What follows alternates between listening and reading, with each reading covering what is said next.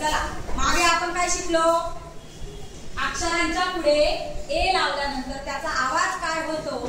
त्याच्यानंतर आपण शिकलो अक्षरांच्या पुढे आय लावल्यानंतर त्याचा आवाज काय होतो। सांगा बरं, ए लावल्यानंतर आवाज काय होतो अक्षराच्या पुढे,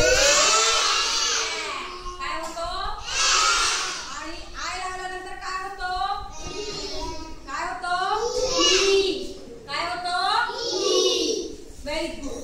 तर आता अक्षराच्या पुढे ई लावल्यानंतर त्या अक्षराचा आवाज काय होतो हे आपल्याला बघायचं। ओके, तर चला शिकायचं आपल्याला।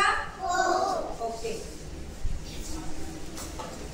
बीच्या पुढे ई लावला तर त्याचा आवाज काय झाला, काय झाला, बे। व्हेरी गुड, काय झाला, या अक्षराच्या पुढे सीच्या पुढे ई लावला तर काय झाला आवाज, से नाही। सीच्या पुढे ई लावल्यानंतर त्याचा आवाज काय होईल,